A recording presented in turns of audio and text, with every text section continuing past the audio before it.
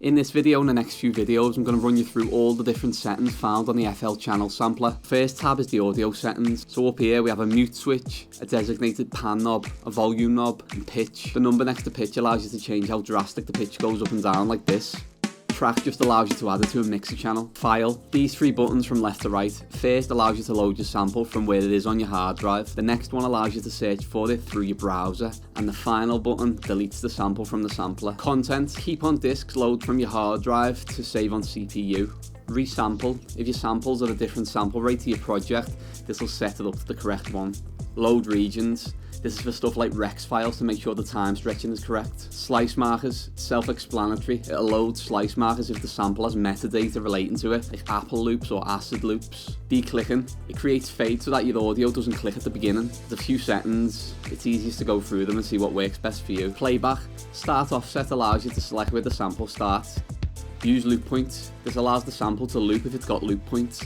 This relates to the crossfade knob, which I'll explain shortly. Ping pong loop. It'll play the sample forwards and then backwards. Time stretching. Pitch. This alters the pitch, but it keeps the sample length the same. Mull will modify the sample length. Turn it left to go shorter, turn it right to go longer. Time is the sample duration. This is the time it takes to play from start to finish. Mode allows for different time stretching capabilities. Again, it's easier to just go through these settings yourself and see what works best.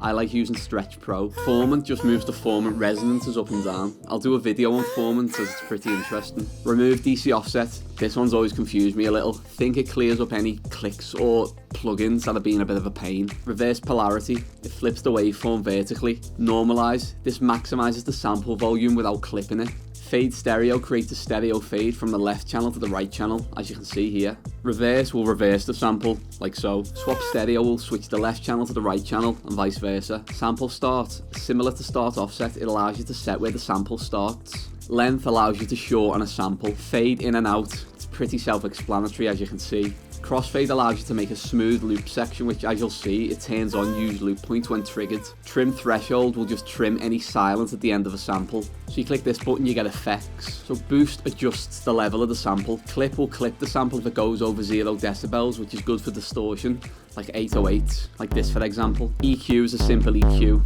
Left cuts it and right boosts it. RM mix adds a sine wave modulation to the sample. RM freak allows you to tailor the sound of the ring modulation, like this. Cutoff is a simple low pass. Resonance is the frequency peak of the filter. Reverb allows you to add some reverb to your sound. A is a closer space and B is a larger space, and you use this knob to set the amount.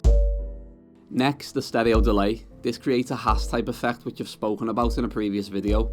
Pogo adds a pitch bend to your samples. Left will pitch down the beginning of the sample and right will pitch towards the end. This is pretty good for kick drums, like this for example. And finally, if you left click the audio sample, you'll hear a preview of it. If you right click the audio sample, you'll be given a menu with additional options.